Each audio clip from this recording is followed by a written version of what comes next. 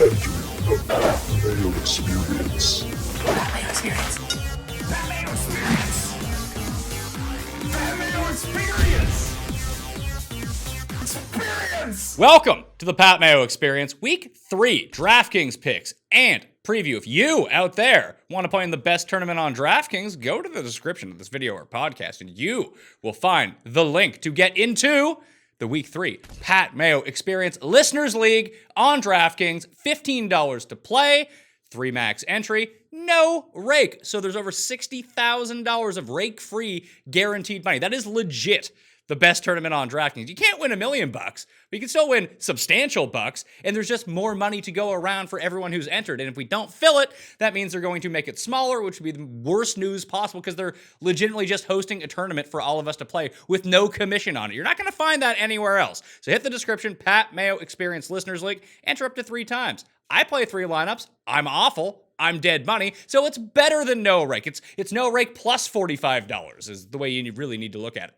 And maybe you can get an entry by getting into one of the draws for $20 DK dollars. Do that by smashing the like button for the episode, leaving your DraftKings handle in the comment section, and telling me who your favorite sub $6,000 running back play is for the main slate, because that's what we're talking about on the show. The main slate, Sunday only, minus the Sunday night game. Early afternoon main slate, that's what we're talking about on this show. Other ways to get into draws for 20 DK bucks, go subscribe to the Pat Mayo Experience audio podcast, download the episodes, rate the show 5 stars, leave your DraftKings handle, and just say something nice about the show. I like reading nice things about myself. And boom, you'll be in a draw for 20 DK bucks as well, as you will if you do the comments on my Instagram page at the PME. Follow along, and then just heart one of the football stuff that comes up, and then comment with your DK handle. Boom, you're good to go on that as well. 3 ways to get into the draw for 20 DK bucks from this show, so I suggest you go do that if you like free money. The other things too, let's see, I'm running through that. I'm live Sunday morning, 9:30 a.m. Eastern time on the DraftKings YouTube channel, and the show will be up at 10:30 a.m. On the iTunes feed if you want your Sunday recap, getting you ready for the games. We'll be talking DK, gambling, fantasy, whatever, and the live viewer chat goes from 10:30 to 11 o'clock. That is not a part of the audio feed. You actually have to be in the chat room to experience that. Custa's there. You can ask him stupid questions, and maybe he'll have some sort of weird answer. Anyway, that's when everything goes. The winners will be announced live on Monday's show, 1 p.m. Eastern time on the DraftKings YouTube channel. I think I got that all covered. Joining me today, the man, the myth, the legend, Holka Mania, Joe Holka. What's going on? What's up, Pat? It's been a while since we talked some football. I think, like, first off, I just have to give you like some sort of apology. I think the last time I was on your show was like early last year during NFL, and I was just throwing out all the hate on Josh Allen. So I'm willing to take the L on that one, I think. You and the rest of the world, Joe, except for me. Hey, I played him in week 1, and it worked out pretty well. So I think I'm over that finally. Yeah, a lot of people are just finding out that he's actually just what everyone thought the Cam Newton was going to be. Oh, it's just everything you want for a fantasy quarterback. He runs and he throws deep. That's like literally all there is, right? Oh, also, he turns the ball over, keeping his team in games where he has to throw as well. And that's an overlooked part of this, is his turnover ability. I mean, that's -1, sure, if he throws a pick. But then the other team scores, then he has to go bomb it all again. It's great. Yeah, I never thought of it that way, but that's just another one, I guess, in the Pat Mayo column for the Josh Allen. I think you were honestly on that before a lot of people. I'm kind of being, I guess, a little bit serious when I say that. Yeah, well, I mean, producer Paul behind the camera, big Bills fan, will tell you is that a lot of these analytics-only guys are eating their words on Josh Allen so far through the 2019 season. You know, their algorithm doesn't measure heart and craziness and upside now, does it, Joe? We got to figure out a way to quantify that, I think, help guys like me out. All right. So tell everyone about your process, because I think it's really interesting. You play one really high stakes lineup every single week in a single entry, Boku dollars behind it, but you're committing to these 1 lineups. Because a lot of people out here just play the 1 lineup. Now they do something silly like enter that into the Millionaire Maker. I get that, and I do it myself. I'm not going to lie. I'm one of these people. I just know my odds are a lot lower than I think people think they are to win $1 million. But the way that you do it, entering these single entries, higher stakes, you shrink down the field and give yourself a better chance to win. But the process is still the same of narrowing down one tournament lineup to play. How do you go about that every single week?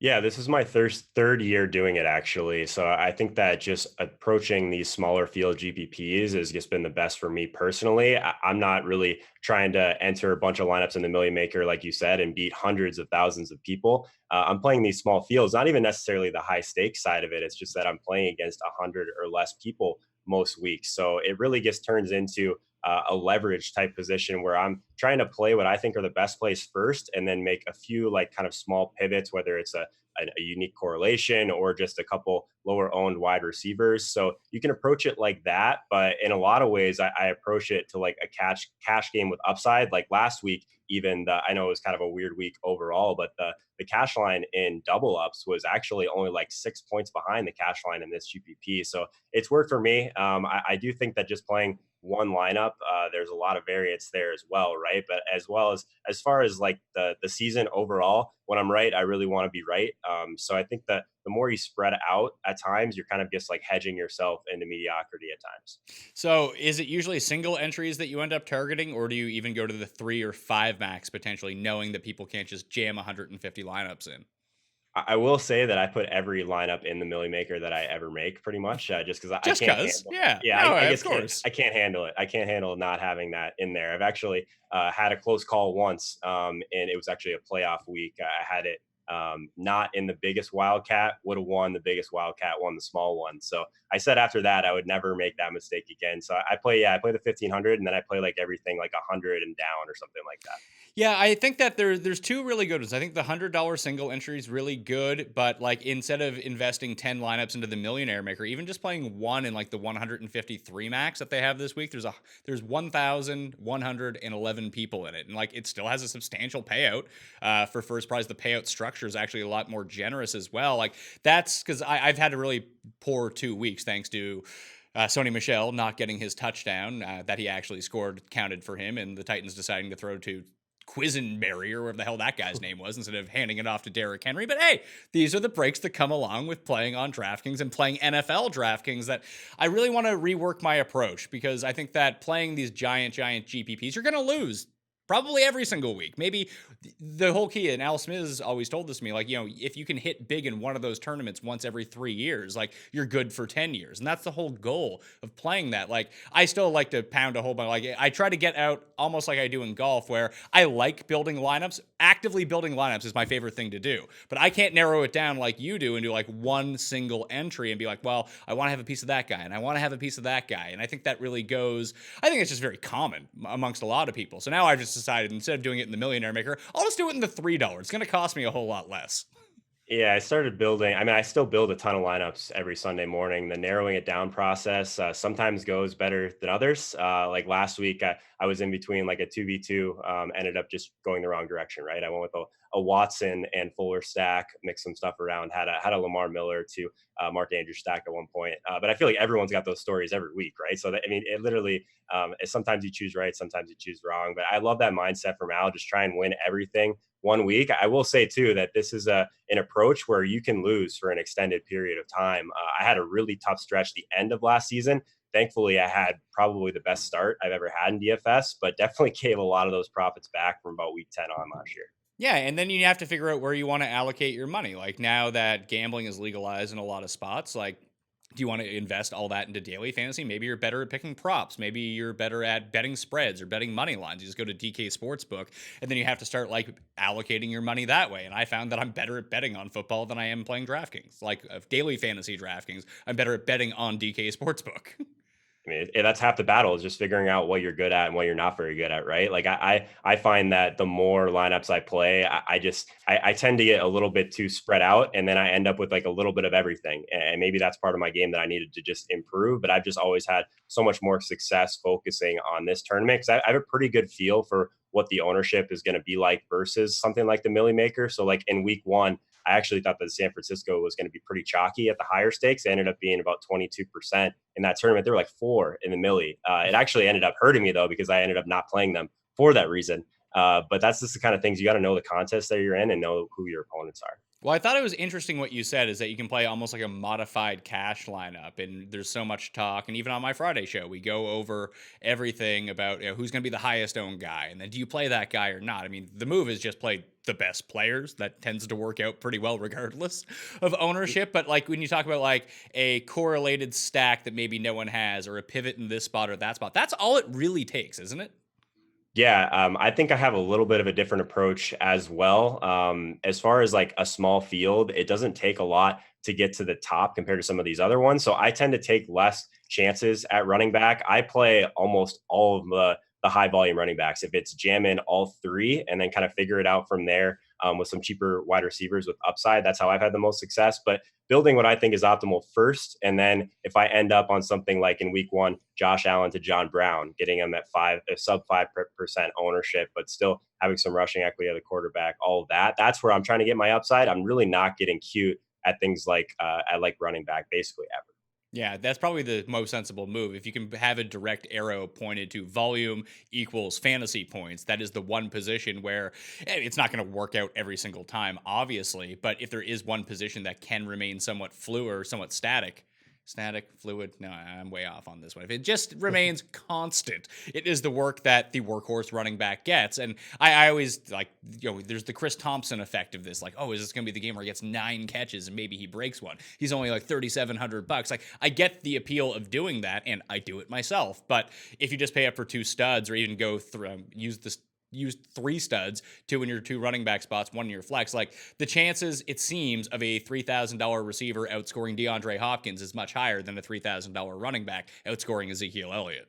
Yeah, when we get into those type of guys, like I don't really play those guys like ever. I think that their floors are usually fine, but where's their ceiling really? Like even Josh Jacobs last week, like I want to see the volume first from a guy like that. I think the biggest or the most overused term in our entire industry is like a free square at running back. Like I just think you're giving up so much opportunity cost. Like these running back slots are so valuable on DraftKings that's where I want to spend salary, because that's the easiest spot to project. Like it's pretty simple with that. And I guess one thing I'll leave it on too that I think that people don't do enough of that really helps when you're only playing one lineup is late swap, right? So I think that that's one thing that I've really done a lot better at over the years, is just getting off my original lineup if I'm behind. Maybe I stay on it if I'm doing well, but like you got to give yourself a chance. Like I'm trying to win. I'm not trying. If you just play to cash these tournaments, you will not be a winning player on DraftKings. You just won't. Like you'll lose to rake. You'll lose to these 1.5x multipliers for min caches or whatever it is. Like over the long term, and I guess it is a small sample in NFL.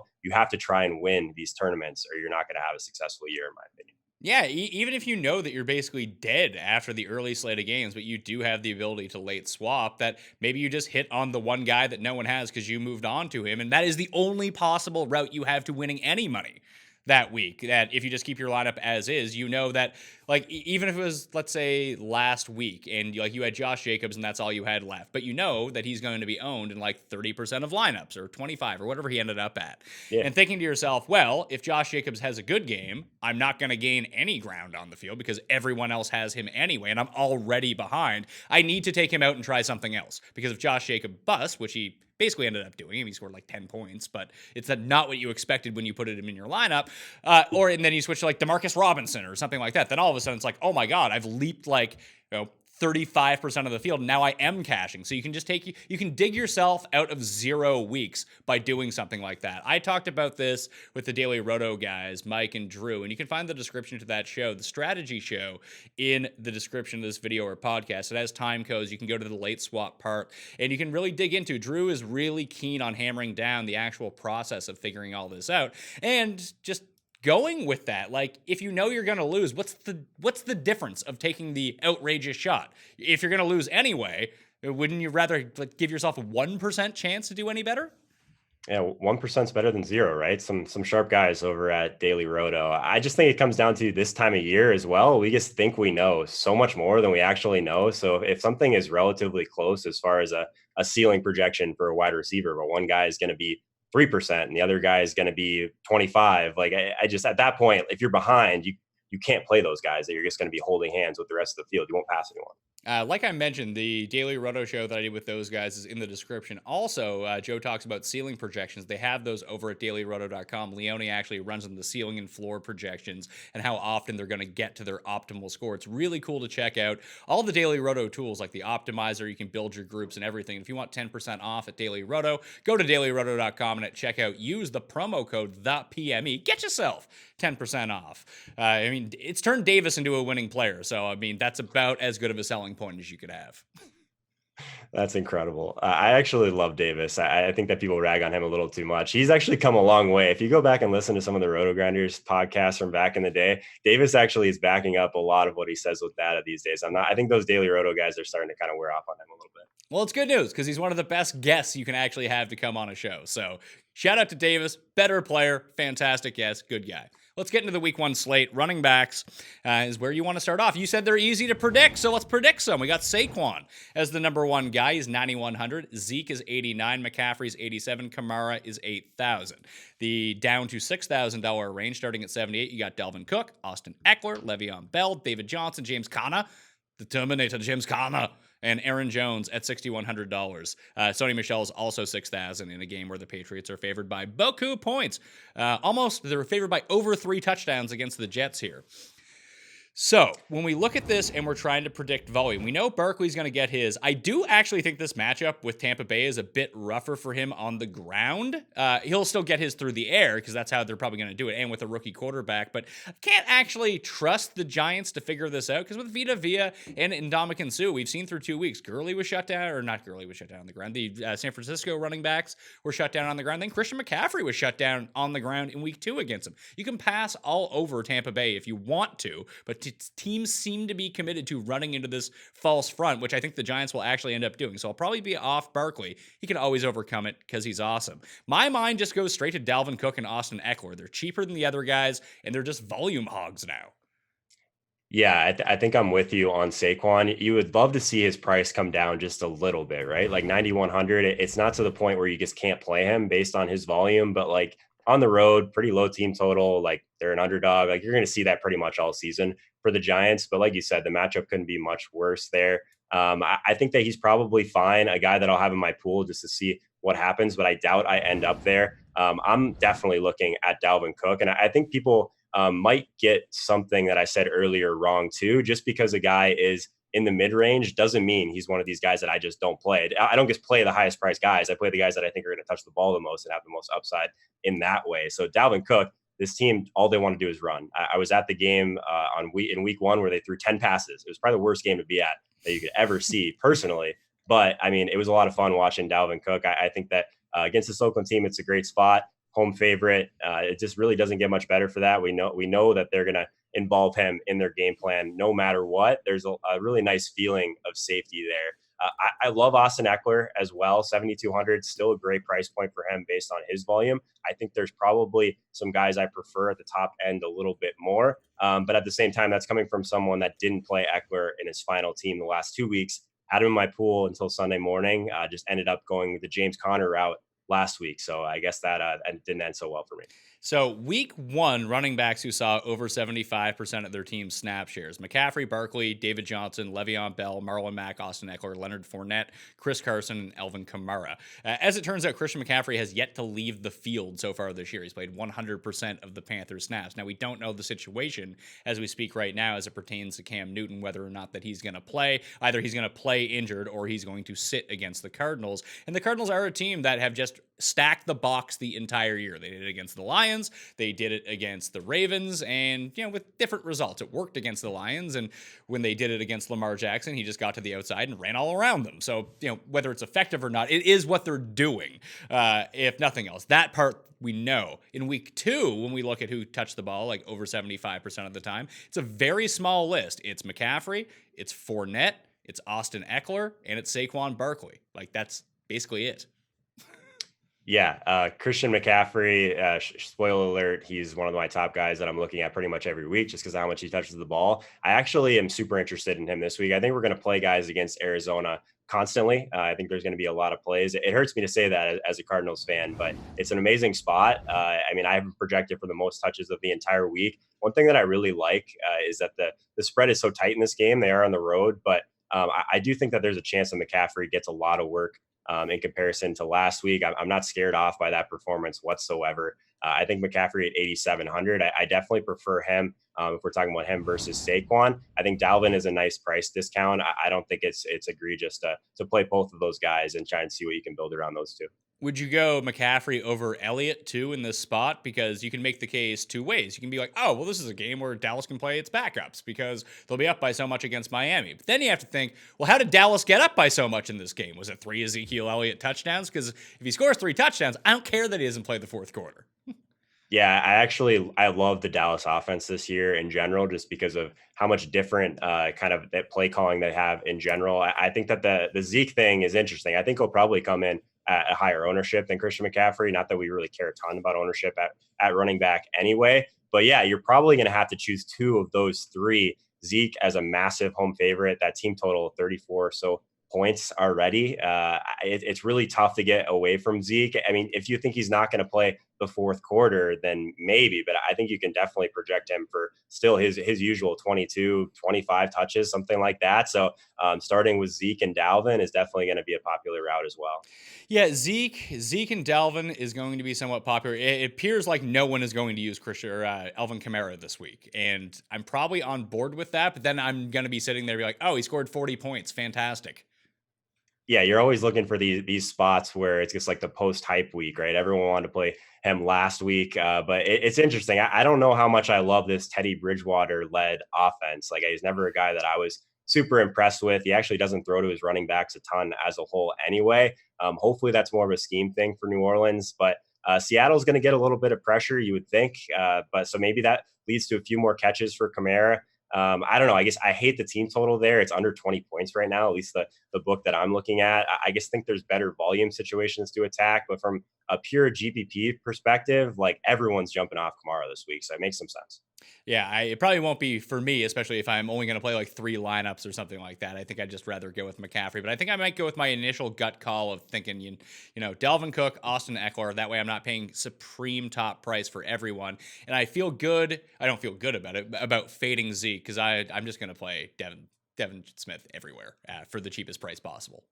Yeah, there's just some great options in that game in general now that we don't have Gallup there too. So I'm with you. I'm leaning more towards a Zeke fade, which is a scary thing to say at this point of the week. Like, you could easily see him. I think the one time I faded Zeke when he was chalk last year was the game where he had that like 89-yard reception touchdown. So you heard it here first. That's going to happen if I don't play him.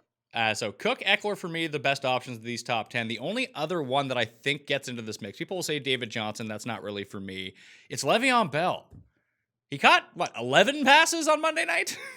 It's crazy that you said that, because we're talking about all these guys, and I have Le'Veon actually projected for the second most touches at the position, and I just skipped right over him. I have like this weird mental block with Le'Veon Bell for some reason. But he might get the most touches, but how valuable are these touches going to be, I guess, is the case. Like, what is the upside for Bell in this matchup? Like, can he find his way to the end zone? Or possibly, I mean, if you're going to win a GPP, can he find his way to the end zone twice in this game? And is the offense for the Jets with Luke Falk going to look a little bit different than it did when he was just kind of thrown into the mix on Monday night? Like, it seemed like the only play that he knew was throw to Le'Veon Bell. Maybe he knows more this time around. Maybe he doesn't, and that would be good for Le'Veon Bell. Quality of touches is definitely a thing. That was like my big argument in favor of some of these other backs in that top tier over Saquon in season long, when everyone was kind of touting Saquon as the number 1 overall pick. I was like, let's think about this for a second. And Christian McCaffrey, Alvin Kamara, these guys are seeing better touches. And I think that's actually a thing when we're kind of trying to split hairs here.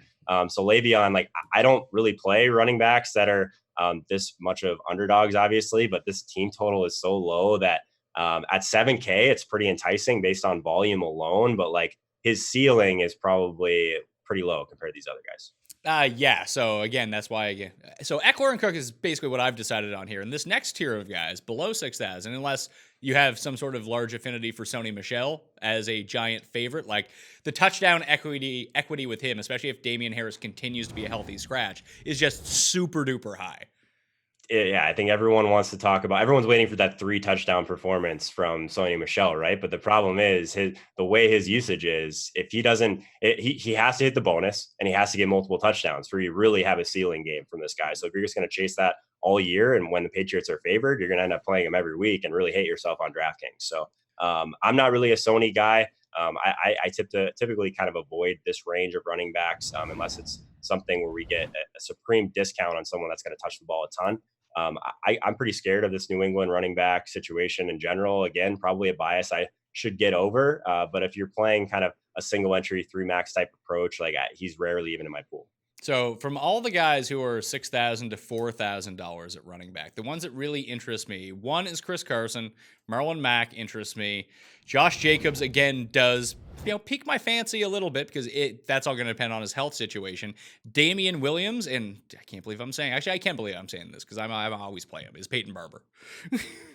Peyton Barber. Yeah, I think if we've already reached that point, I think you have your answer on guys that I would play and guys I wouldn't play. But yeah, I think that the one that I think is interesting, I do prefer Chris Carson to Sony Michel because, I mean, there's still a guy that has been seeing more uses in the passing game than we've ever seen before. So I love that.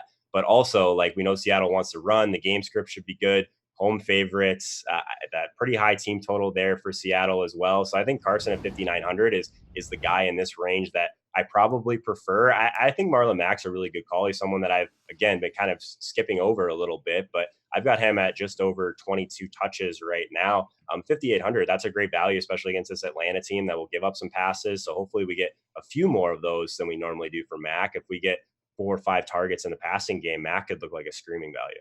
Yeah, it's if he gets involved in the passing game, because even last week they mixed in Jordan Wilkins a little bit just to take away a few carries from Mack. And you'd always think that Naheem Hines is the guy that they do want to throw to out of the backfield. But Atlanta is very susceptible to quick running backs and just running backs overall that Mack does set up pretty nicely here. And you know that out of the running backs on Indianapolis, that he's the one who's going to touch the ball if they do try to run inside the 10-yard line. So that's always a really nice upside.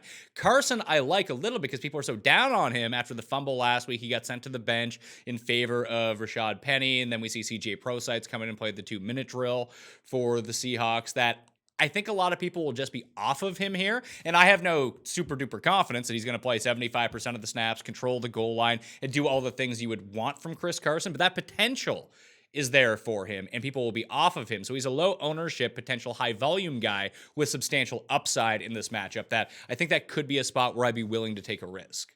Yeah, I think his range of outcomes is a little bit larger than someone like Sony Michel, right? Because we've already seen him catch 9 balls this year. He's only had 15 attempts on the ground in both games. But I do think that if you're looking for some lower ownership, I mean, he's popping as a value for me for sure. He's kind of in that same range as Aaron Jones, home favorites against Denver. I think that's an interesting spot as well. I guess I hate going to these situations where I don't feel great about projecting where they're going to be, right? So I think at the running back position, you really just want to try and avoid these situations where we're somewhat uncertain. I guess I would rather not pay for a guy that he could easily get 15 touches or he could get 28 touches. We have no idea. I guess I'd rather play the guys that I know are going to touch the ball a lot.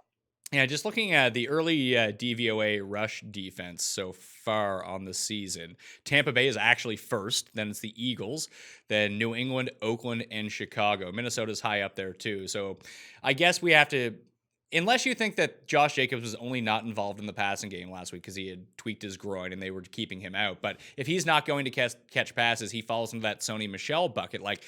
No one has more carries inside the 20-yard line so far this year than Josh Jacobs through 2 games. He missed half of a game. So you know that when they get down there that they're going to try to run the ball with him, which is great for his upside as it pertains to touchdowns. But if it's nothing like that, his range of outcomes just becomes so much larger. And against a tougher defense in Minnesota in a game where they're over a touchdown underdogs, it doesn't really spell great news for him. Yeah, if you're looking for leverage, everyone's going to kind of jump off that train from last week. But if most people are just going to play Dalvin Cook, it's really tough to play 2 running backs in a game that we expect to be pretty low pace anyway. In Minnesota, like I really try extremely hard not to worry about matchups in general, especially this time of year. But Minnesota has shown over the last couple of years that at home their defense has been pretty close to elite at stopping the run. I have play volume concerns for sure. Yeah, Jacobs is probably a guy that would be only in large field for me. Yeah, and Damian Williams would fall into that mix for me as well at $5,200 if he ends up playing. He has the knee bruise, but he's still going to split with McCoy. Somehow, if both of those guys sit, Darwin Thompson would be the guy that you want to stick in, I would think. But looking at the best teams against the run, or the worst teams against the run so far through 2 weeks, and like you said, small sample, this could be opponent driven, could be game flow driven. It's hard to take it with, too much of a grain of salt, but New Orleans is the worst. The Bengals are second. Indy, the Redskins, and the Jacksonville Jaguars. Again, if you're playing showdown on Thursday, you get fire up some Derrick Henry in this matchup. Then it's like Buffalo, the Chargers, the Giants, the Dolphins, and the Carolina Panthers. So that kind of brings me back to, if we're going on volume alone, Peyton Barber does become somewhat, I don't want to say interesting because he's not good, but if he's just going to touch the ball 20 times, he's a pretty cheap price if that's where you're going for your savings. Mixon is one in this range that I think I would go to, but I'm still worried about his ankle. That when I talked to Dr. Jesse Morris last Friday on the show, it's just like he's not going to be 100% for another few weeks if he continues to play. So that worries me in that situation, so I'll pass on him. But the other teams that kind of popped up on that list, Carlos Hyde, if they can keep this game close, is probably going to end up seeing like 20 or so touches. He becomes kind of like the poor man's Josh Jacob in the situation, but he comes along with a better price tag. And the other one, I can't believe I'm saying this. If Devin Singletary is banged up, like Frank Gore is going to touch the ball in a great matchup. I was just waiting for the Frank Gore comment. I knew that was coming, but yeah, in this matchup, if you do really want to skew towards what's happened so far this season, Frank Gore at 4,500 against Cincinnati is a pretty decent sized home favorite. Yeah. Coaches trust him. Like you hear the same things about Frank Gore all the time. Like, am I going to play him? Absolutely not. But yeah, I think he's probably in play. If you want to shoot for upside from a cheap-ish receiver and take a guy who's playing more than half of his team snaps, he isn't basically a pure committee. But Phillip Lindsay's a better pass catcher than Royce Freeman. He will be used more in the passing game. They're 7.5-point favorites at Green Bay against a pretty good defense. But if that's the only play they have is screen passes to Phillip Lindsay, we know that he has enough speed that he only needs to break a big one for his price tag in the low $4,000 area. I'd be worried about it because you can't guarantee volume with him. But I do think it's a very interesting spot for a guy that, broke slates last year. Yeah, I think that's the direction you want to go if you're going to kind of go in this range. You want to shoot for someone that has upside to break a big play. I don't think Frank Gore is that guy. Phillip Lindsay is actually popping as a pretty decent value for me right now, probably because of what you just said. It's possible that they end up getting a little bit more involved than normal. The Green Bay team has just got shredded by Dalvin Cook, right? So I think that he's in play if you want to kind of mess around in that area of the running back tier. Yeah, I think, for the upside play, GPP-wise, from the 4K range, Phillip Lindsay would likely be my guy. Is there anyone below $4,000 that you see at all? Yeah, this is like a new thing for me going this far down. But I think that if you wanted to go even a little bit further, like take a flyer on someone like Miles Sanders at 3,900, at least he has probably a little bit of ceiling depending on how they're going to use him. But yeah, I'm probably not going to go there. Yeah, I think the lowest I'd go is Phillip Lindsay, and I try to construct a way not to have to do that. But if you do go digging down, like I said, he could be 6 points, but it could be 36 points as well. And that's hard to really make a case for any of the other guys in this range to have that sort of upside outcome. They're generally well, what's Justin Jackson's upside for basically the same price? 20 points if he has the best game of his life? Yeah, and those are just risks you don't have to take at this position. Let's take those risks at wide receiver and tight end. At least that's what my perspective is, at least. Well, let's go to tight end then. Let's take some risk. What is the strategy at tight end, at wide receiver this week? Because when I'm looking at it, if we're talking about paying up for running backs, it means we can't go all the way to the top or have two of the very top end guys when it comes down to it. So I look at a guy who has the most targets inside the 10-yard line of any team or any wide receiver so far this year. And I might just go the old man route at wide receiver. You got Manny Sanders sitting there at $4,800. And you have Larry Fitzgerald, who's right around the same. It's Larry Fitzgerald who leads inside the 10 red zone or end zone targets so far. That if you go like Larry, you go Emmanuel Sanders, you save some bucks. Your team is geriatric. But hey, no one likes to load up on old players. So they're going to come in with an ownership discount, if nothing else. They always do, right? I played Christian Kirk last week, but just staring Larry Fitzgerald in the face, I feel like every single week, like he's projected for his like 6 to 7 catches or so, and he is just like drastically underpriced compared to other guys in that range. Like he's literally has a catch projection around guys like Devontae Adams and Kenny Galladay and T.Y. Hilton, but it's Larry Fitzgerald. He's 5,100 just because no one wants to play him. But yeah, tight spread in this game. Again, if we end up seeing some kind of fireworks in this Carolina game, he could be a guy that you bring back some of your Christian McCaffrey teams with. Do you think that Devin Smith at $3,400 gets too popular because of the absence of Michael Gallup and the big play potential, or is he just a guy I'm plugging into basically every one of my lineups? I think people have already kind of been talking about that he can just be inserted into kind of that exact same role. So I think that he's interesting at that point. If any of those type of players where I think they're going to be these deep target type of guys reach like the 15-20% mark, I rarely play them. I just will find a guy in that range that I prefer more. But yeah, I mean, if he ends up not being popular, I think that he's like a really nice kind of pay down option today or this week for sure. I like Aguilar is $3,600 too, because it looks like Jeffrey and Deshaun Jackson are both probably going to miss multiple weeks at this point. Is he the Eagles guy to play? Because you could use Matt Collins and you could have that guy whose last name that I screw up every time I say it, JJ, last name Pat screws up. Maybe you can say it better than I can, but when we think about like something like air yards from a week ago, it was him who ended up with the highest projection of air yards, and now you're playing against the Lions. If he doesn't draw Slade, that could be a really nice opportunity. Yeah, Matt Collins is another one in that offense. I guess you could go to if you really wanted to go super deep, 3,200. He's a guy that's popping from an air yards perspective in like the really cheap range. But yeah, I guess this is a spot where you probably just pick the lower owned guy in that range just because we still don't know who it's going to be that's going to kind of take over that role. Deshaun Jackson was someone I was super high on in week one because he's one of those guys that does give you a lot of upside for kind of a cheaper price. I think someone else down there that we should definitely mention is DK Metcalf. I think at 4,700, he's one of the best plays on the board. He's actually top 10 in weighted opportunity rating. So that's one of my favorite metrics at the wide receiver position because it takes into account target depth, it takes into account target share. So I'm actually really interested in him against New Orleans this week. But at the kind of that cheaper range, yeah, I could see going to one of the Philly guys. I'm just not quite sure which guy it's going to be. Yeah, it's JJ Arcega-Whiteside is the guy that I'm actually there you go. talking Yeah, about. I didn't even want to attempt it, to be honest. I think I got it right. It's the C in the name, and just like It's a preseason hero, though. I feel like I should know that one. Yeah, and just with limited options, like Ertz is going to eat, but then you have to figure out where the rest is going to go, and I think that you can take advantage of the pass defense of Detroit outside of the guy that basically slay shadows the entire time. And I would have to think it would be Aguilar. Yeah, I mean, he's someone that at least we have a sample of him having these ceiling games as well. Once trusts him, so I think that he's probably the guy that's going to draw the most ownership, unless we get a little bit more clarity throughout the week. 3,600 looks like an amazing price for a guy with that kind of team total at home. I mean, his target share is pretty strong relative to what you can project for some of the other guys in that range. Well, let's talk about the very high-end guys then, because DeAndre Hopkins is in a nice spot. Devontae Adams is in a nice spot. A lot of these guys, because they're so good and in nice spots, is a place where potentially you would want to pay up. But you're saying do not pay up for the very top-end receivers. If you had to and go to someone, let's say, above $6,000, would there be anyone above $7,000 that you think you would absolutely have to build around?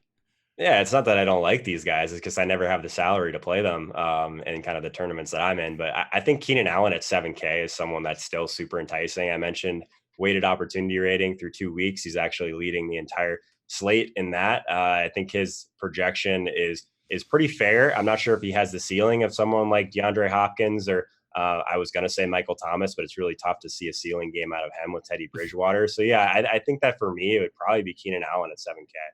Keenan Allen at 7K, he can control the slot against the Texans where they're notoriously weak. I can get behind that. He catches two.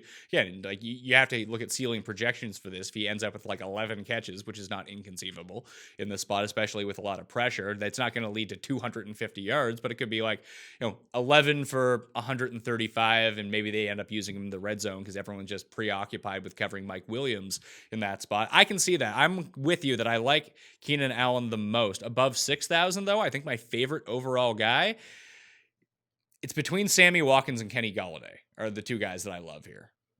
I think I have blinders for Sammy Watkins too, because the play just felt so chasey after week one and they priced him up so aggressively, so quickly.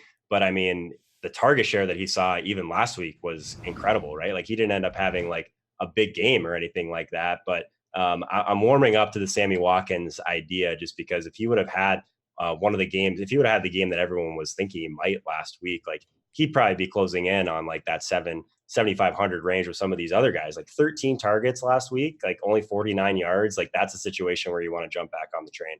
Yeah, I think so too. And people will be just lining up to play Demarcus Robinson and Cole, hard man, at cheaper prices to get access to this offense. Watkins is clearly the guy that they're going to be targeting. Maybe now that we've seen it for a week, that Baltimore's defense will adjust a little bit. Like, oh, maybe we need to cover these other guys. Maybe that's a good idea. We can't just double team Sammy Watkins and Travis Kelce. So I like Watkins a lot. But Galladay against this this Eagles offense is banged up. We can talk about that a little bit, and we did. But the pass rush is also super banged up, and their secondary fucking sucks.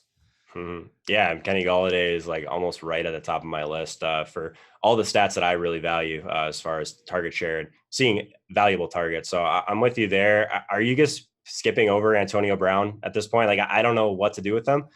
He's always kind of there for me, but can you just see him going absolutely nuts at some spot?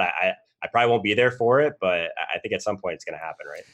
Yeah, no, I completely agree. It won't be for me. I don't have the guts to make that kind of play, especially if I'm playing minimal lineups. And if I can get Keenan Allen, who I know the safety is higher with, for $100 cheaper, or even Galladay for $1,000 cheaper, I might miss out on that overall upside of Antonio Brown, which we know comes. But there's like last week, was it a product of them forcing him the ball, or was it the product of Xavier Howard covering Josh Gordon, saying, hey, you're the wide receiver one, we're going to lock you down and make Tom Brady throw elsewhere? Maybe the Jets won't do it. I mean, the Jets probably don't have the personnel to shut anyone down, but I don't know. It seems like a situation where people want this to happen so much that they could go broke chasing it, but they could be paid handsomely with huge dividends, because we know for Antonio Brown at his peak, he's not a $7,100 player. He's a $9,000 player. I'm intrigued, at least in a vacuum, as like a leverage spot off of Sammy Watkins in that same range. Like if we're just looking purely at yards per route run, like Antonio Brown's right at the top from that game that he played. So I'm interested, especially if Watkins becomes popular, but I don't know if that's going to happen, to be completely honest. Yeah, I can see Watkins people kind of pumping the brakes a little bit. They'll want access to that game, but they'll use Hollywood Brown instead. They'll use one of the cheaper Chiefs receivers, or if they pay up for one of the guys, it'll probably be Kelce over Watkins here. So I like Watkins, I like Galladay, Keenan Allen. Those would be my three from above $6,000. The only other one is like a leverage play I might be able to get behind is Mike Evans is going to break out soon. That's going to happen. And it could very well be this week against a piss poor Giants defense. And legit, no one's going to play him. He's one of my favorite plays of the entire week, probably. I think that he's someone that if you're just looking at the stuff that matters, not just looking at fantasy points and that sort of thing, his target share really isn't that much different. And now Godwin's even more expensive on DraftKings, 6,600 for a guy that, I probably would love to get up to Keenan Allen at that point for 400 more, but Mike Evans, like people forget how good this guy really is and how bad the Giants actually are. So I'm in on Mike Evans this week, especially if he's going to be super low owned.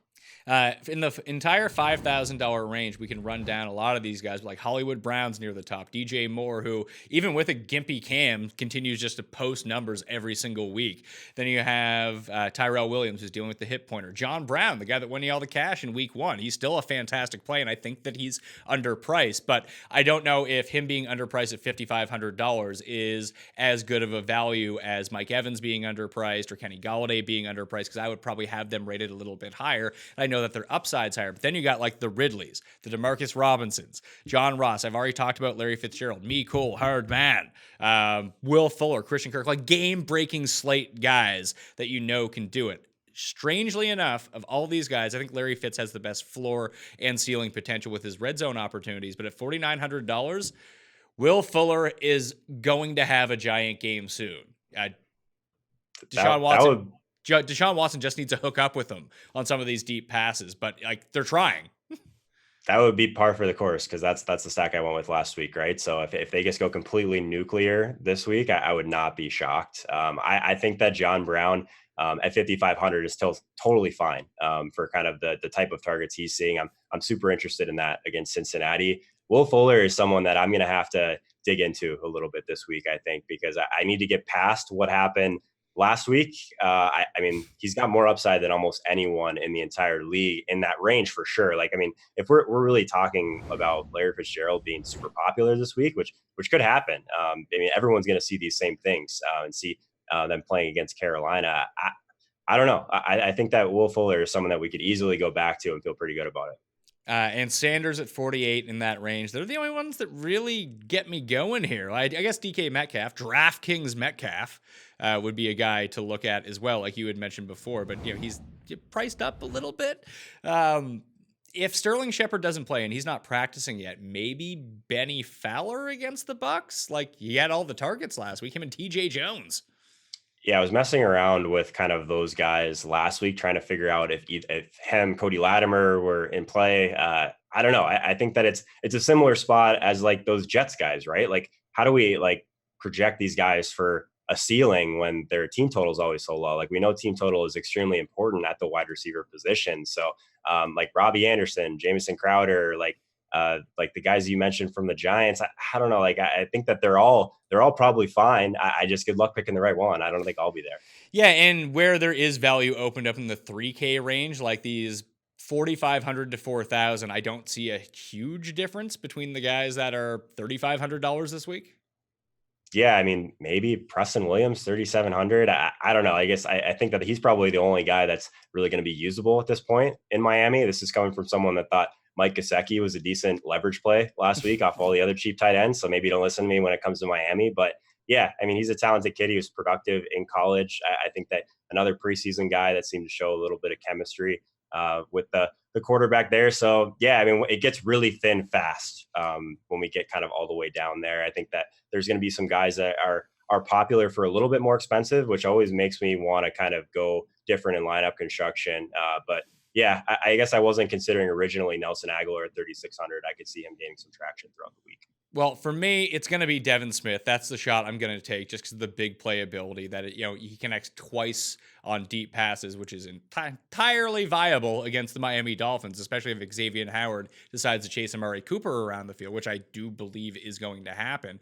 And he's not in a position where he's Zeke, where they're just going to pull him from the game. They want to get Devin Smith more reps here.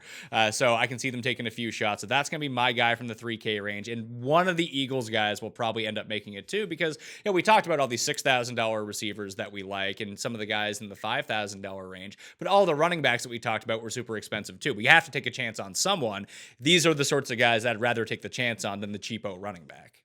Any Demir Bird love at 3K all the way down there? I mean, he's seeing a decent target share. His price hasn't moved because apparently DraftKings doesn't care, but 7 targets in back-to-back weeks. And for an offense that at least we know is going to run plays, I mean, I think he's fine. I mean, it's also a revenge game against the Panthers. Oh, there you go. But I mean, that's something that doesn't make it to my spreadsheet, but somehow I should figure out a way to add it. You should. Maybe Demir Bird, Coco Beware, the Birdman. Yeah. And is he returning kickoffs for them and punts for them? I can't remember. I should know that, but I don't. He used to I played him last year in one spot, like when the Panthers were just god awful and everyone was hurt. I think he had a return touchdown. I was like, oh, this is fantastic. Yeah, double dip there. Yeah, I didn't play the Panthers defense with him, but, so yeah, Demir Bird, yeah, if you're going to play the 3,000, I think he's the target share, at least the volume was there for him last week, but I don't know, like, have you seen a line yet? Because when we did the spread show, the line was just off the board, and I hadn't seen anything as of this morning. Are you seeing a line in that game? Looks like Carolina -2.5 that I'm seeing. That is an old spread. It's off the board everywhere now. There you go. Okay, so my spreadsheet's out of date. So apparently everything I just said, we should probably start over. Nah, we don't need to do that. But yeah, Demir Bird, if you're going to go down, I like Devin Smith, and I'll probably go with Arcega-Whiteside. That's probably going to be my go-to. If Smith for sure, and then if I end up making more lineups, I'll splice those two guys and try to play some stars and scrubs options here. Quarterbacks. What do we do? Everyone's going to play either Lamar Jackson or Patrick Mahomes, right? Should I just let you take over with the Josh Allen take? Because I think that I shouldn't be the one to talk about him. I think you can go there. Listen, I love Josh Allen. I love Josh Allen every single week just because of the fantasy upside that comes along with it. I worry about this game for the Bills, though. I think this is the biggest trap game on the board. It could be. I mean, and everyone's kind of on board with Josh Allen. Just doesn't feel completely right. But his price just doesn't really move regardless. I know there's a ceiling game coming for him. I think there's a lot of backup quarterbacks that people might go to if they really want to spend down. But I've been burned by kind of getting away from Lamar Jackson. I think you probably have the salary to get up there if you really want to. Against Kansas City, like I think both of those guys will end up being the highest owned for sure. Maybe going back to Deshaun Watson, same kind of thing with Will Fuller. If everyone, I mean, Lamar Jackson is 600 more than Deshaun Watson now. I didn't think I would see that so early in the season. So I think that he kind of stands out to me quite a bit. Quarterback is one of those ones where you probably don't have to worry a ton about ownership anyway. I could see Carson Wentz kind of gaining a little bit of traction at 5,600. I think there's a lot of guys in kind of that mid 5K range that you can make a case for. I don't really have a lot of interest in paying down for any of these backups, but I'm not sure how you feel about those guys. I don't. That's not something that unless it's like I guess who would it be who would come in? Like, what can you tell me really? Because I mean, I don't study college tape or anything like that. Like, what does Kyle Allen do? Does Kyle Allen run around? I don't have him projected for like any rushing yards whatsoever, but I think he's probably just in that mid tier of that. I am, I guess, a little bit interested if I had to go somewhere. I think that you could probably go to Daniel Jones, get someone that at least balled out in the preseason. Maybe they'll kind of catch fire in that offense, just knowing that Eli's not there. Maybe it gets everyone's a little bit excited because of that alone. So I think he would probably be the guy if I wanted to mess around in that range, but I'm not actively trying to get to any of those guys, at least right now. When I can get to someone like Josh Allen, like 5K range, like I think that Carson Wentz at 5,600 is going to be one of those values that's really popping pretty much across the board. The two plays to make, and you can almost do a team stack with them, and I'd probably leave Godwin off of it, but I think Jameis is in a really nice spot against the Giants. No one wants to play him because he looks terrible, but you stack him up with OJ Howard and Evans, two guys that we know have game-breaking potential who've been abysmal through 2 weeks, that this is the game that they break out, and Jameis has a good game once every 4 games. That happens, that this is a perfect spot for that to go. I love the call with going OJ Howard and Evans with him, leaving Godwin off. I love the fact that a couple of years ago when Doug Baldwin was super popular, the guy that won the Millionaire Maker went with the Seattle stack, but then left Doug Baldwin off the stack because he ended up being one of the more popular ones. I think that Winston in this matchup, I mean, he's a home favorite. I mean, when it comes down to it, just coming in like super simple in that way. I think that their team total is definitely in the range of someone you'd want to target at quarterback. His average intended air yards, very solid, yards per attempt, all those things. Like Winston didn't just completely forget how to be at least a good fantasy quarterback, right? Yeah, that's what I'm getting at too. Like, if you can find the money to get up to Mahomes or Lamar Jackson, I say do it, because those guys just bake in their 30 points, potentially more, and we'll be on our way. But I would rather have that $1,500 to spend at another position. Yeah, for sure. I guess I never quite make it there with Russell Wilson and Aaron Rodgers. But I mean, if you're just looking at purely at guys that have at least a little bit of rushing ability, they are home favorites as well. I don't ever really make it to those guys typically. At least Russell Wilson, you're going to get some decent efficiency from, which is super important at quarterback. But I'm pretty locked in on either kind of paying down to that Josh Allen range or just going all the way up to Lamar Jackson right now. If you want to pivot off of Lamar Jackson or Patrick Mahomes for a cheaper price, I do think that Dak Prescott is probably like per point the best dollar value on the board based on this matchup at 6,500. So I'd probably rate him as my number 1 guy per dollar. And then I would say Jameis is number 2 and then Josh Allen number 3 is the way that I would go for it. But the safety that comes along with Mahomes and Lamar Jackson, I don't think is touched by those 3 guys. Yeah, it's kind of a weird spot too, because we see such a large distribution in price for some of these other positions, but like quarterback, it's really easy to get up to some of these guys that have a higher ceiling, and at least we can bake them in for considerably better floor than some of these other guys as well. I love the Dak call because he's probably a little bit overpriced relative, but I mean, I get it. Like, I mean, against Miami, I'm always kind of scared off of these giant spreads, which can burn me in the Tom Brady type of games here and there. But I typically don't play those super large spreads. But we could see Dallas really getting up and Dak throwing a couple touchdowns, especially if you find kind of a cheaper correlation play like you talked about before.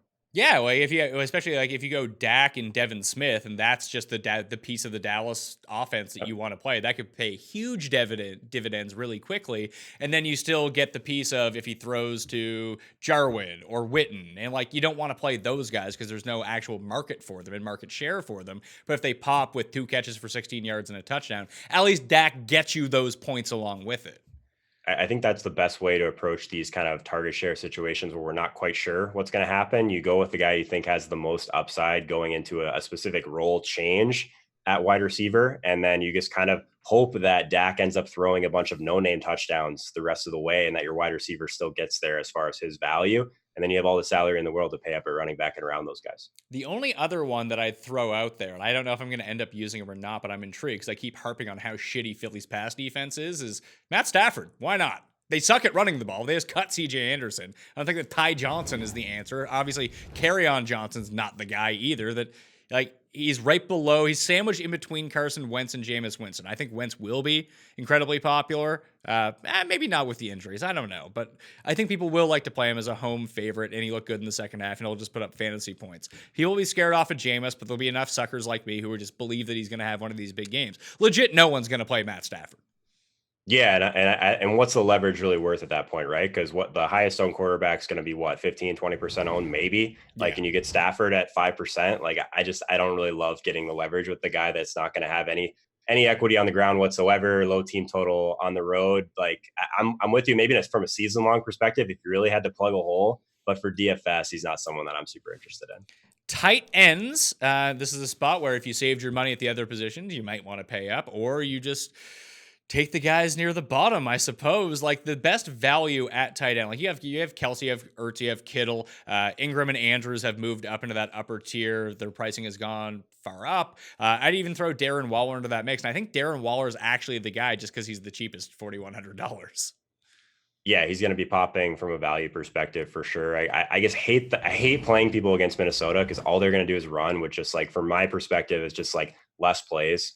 More like every time they run the ball, there's just going to be less plays and less plays. So one thing that I really value at the tight end position is a high team total, just because we know that these guys are not going to see the target share, at least most of them, that we'll get from wide receivers. So you really need touchdowns to really skew your week, have that ceiling week. So I'm super interested in Zach Ertz and George Kittle, because paying all the way up at tight end or paying all the way down, this mid range, I think can get you into trouble, like as a kind of more granular, like widespread perspective for tight end. So I typically will pay all the way up or try and pay all the way down. This is a position where you'll usually get a pretty big difference in ownership as well. So last week when we just had those tight ends that were super good, like kind of values at like the 3 to 5, like the 4K range or so. This week, I don't know if it's so much popping like that so far for me. So I'll probably end up trying to figure in ways to get in. George Kittle's the guy that I think that I'm going to prioritize. Yeah, and people talk about his snap share, but so much of that last week was just based on the fact they were up by so much. Like, hey, why risk having George Kittle on the field? That makes no sense. And smart move by Kyle Shanahan to take him off the field. Didn't impact their win equity whatsoever.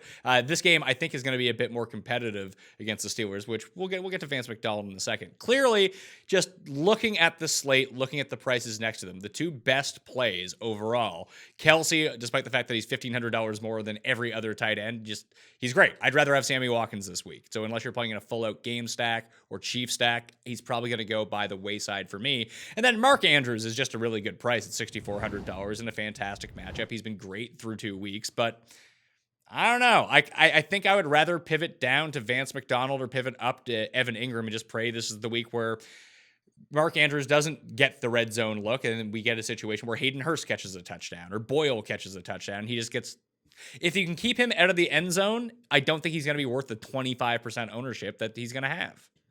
Yeah, like at some point it's got to come to a head, right? As far as his ownership and his value, like 4,600, his yards per route run actually is leading the entire slate, which seems crazy to me. But so he's a guy that, I mean, he looks great through 2 weeks. If you look at any of the kind of short-term data that we have available, I just think that it might get out of control at some point, which with how owned he is, I'm with you that kind of pivoting. It seems like it would be a week to do that. Waller 500 cheaper seems like a decent pivot option. I mean, I've seen actually some love for Greg Olsen this week because he's 3,700.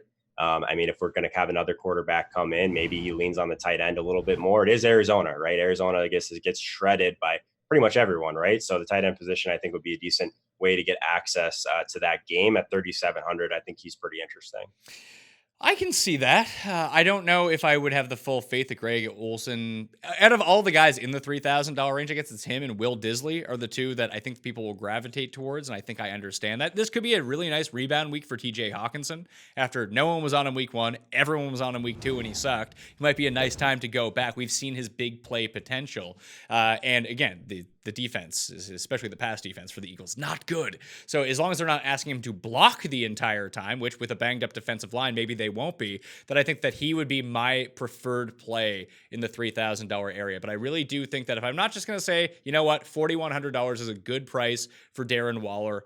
Tyrell Williams is banged up. We have Josh Jacobs banged up. The entire offense might just run through him and Ryan Grant, and I'll take him over Ryan Grant. That I think that Ingram is my guy or Vance McDonald is my guy. Like I mentioned OJ Howard earlier, but unless I'm playing a game stack or a team stack with Tampa, he's not finding my lineups.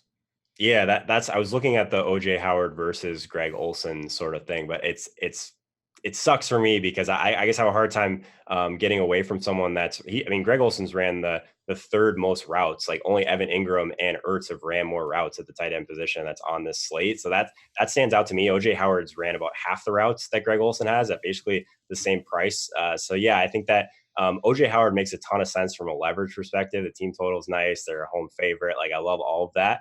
I think that I agree with you that Darren Waller is probably, if you can find the extra 300, that's the play that probably makes the most sense in that range. But is there anyone else like even further down that we can go to? Like I'm actually really struggling this week to find like super cheap guys that are even in play. Like Jack Doyle at 3,000 is always going to be in play once every 6 weeks. Yeah, good luck finding the week it's going to be. He's not someone that was on my radar, but I think that, yeah, if you're just looking purely from a projected kind of raw points perspective, like he stands out as a guy that's probably underpriced. Yeah, like Matt Lacoste, the Lacostitute, $2,700. Like the Patriots are gonna score points. Maybe he just randomly stumbles into a touchdown. Who knows? Like that's not the game that I want to play at tight end though. So I think it's gonna be Ingram, Waller, Hawkinson for me, and try to narrow it down from there depending on how much salary I have left over. And I think that Vance McDonald is the big wild card in this because Mason Rudolph loved throwing him the ball last week. And now he gets to play his old team. Revenge. I'm just going all in on revenge narratives. I love that. I think that I prefer Kittle in that game, obviously, but I guess I'm more curious, like, what's your thoughts on Kittle versus Zach Ertz this week? They're basically the same price. Both of them are home favorites. Like, I think that they're both going to draw a decent amount of ownership. I think I prefer Kittle. I guess the snaps are a little bit concerning, but someone that can actually break the slate wide open. I think both of those guys are ones that, especially with Kelsey all the way at 7,100, those will be the ones that I'm probably zoned in on.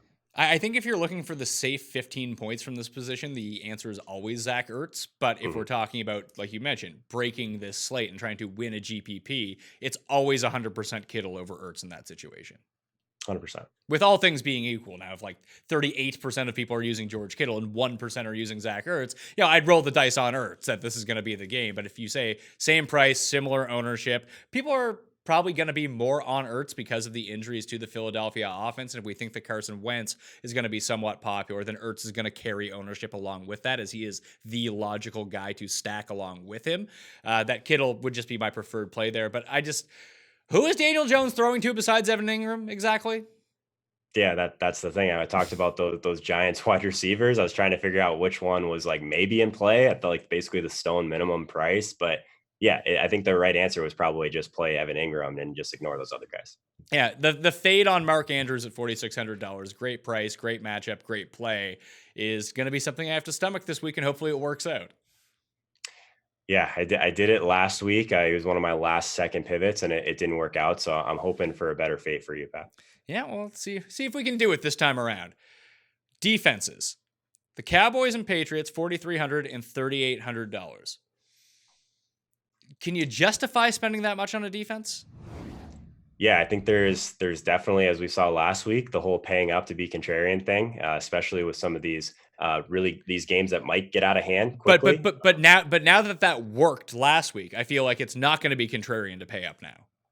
Yeah, people get kind of zoned into what just happened. So yeah, you could easily see some of these guys end up being extremely popular at the top end, and then it just becomes a better spot just to pay down, which we normally want to do anyway, right? Like we have a couple of these teams that are at least slight favorites that are pretty cheap. Like Carolina is I guess I guess you said that's off the board. I still see -2.5 at what I'm looking at. But they're 2,700 at Arizona, just trying to target Kyler Murray, who at least he hasn't been rushing a ton, but I think he's a guy that would take some sacks and eventually make some mistakes. I think that's an interesting one at the cheaper end. I guess you've talked about Detroit a bit. If we really want to leverage off this Philadelphia ownership, they're only 2,200.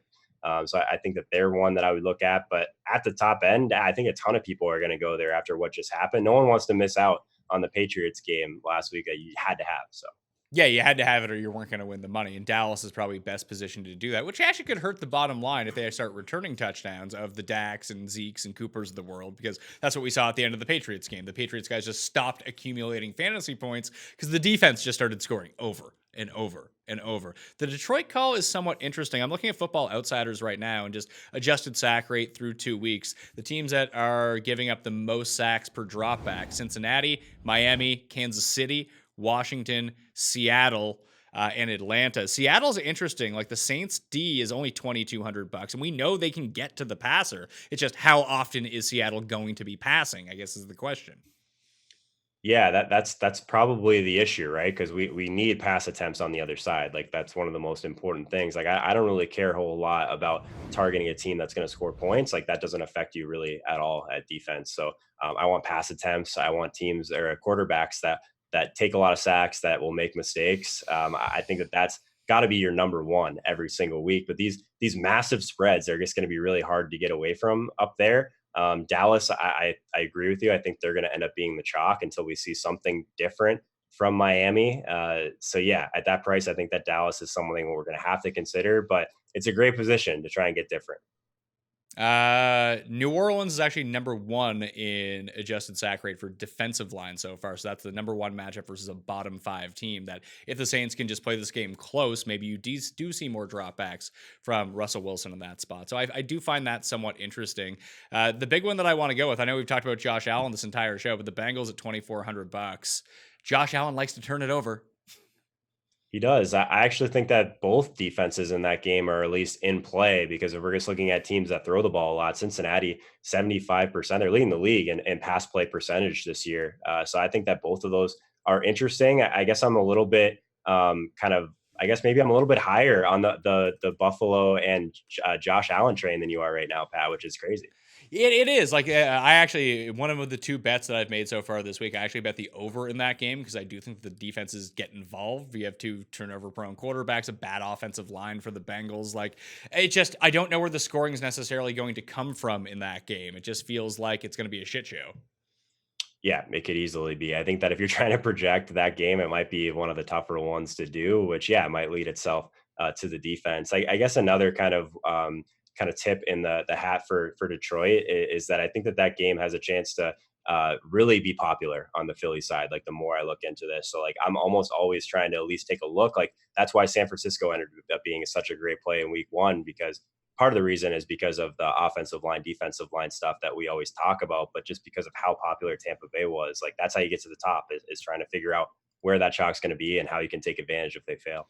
The one thing about Detroit is they do not do a good job of getting to the passer. Like, they're basically built to be a run defense or drop into coverage and just not blitz the entire time. Like, right now they're 24th in adjusted sack rate from the defensive line. The one that I would go to, who also have not been all that great this year, but I just don't understand their price at all. Like, they're home favorites against a team that can't block. Like, why isn't everyone just using the Chargers?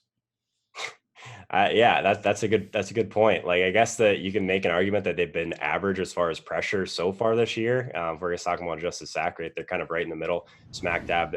But yeah, I think that there's a lot of defensive plays that make some sense this week. And what makes sense from that perspective is we know that Watson is going to be under siege like he is every week, right? So those are the kind of guys that we want to target, guys that aren't scared to push the ball down the field, but also will take sacks. Yeah, so for me, I guess what I'm going to end up looking, the Giants have actually, sorry, that is not true. The Giants are 6th in overall pass protection so far this year.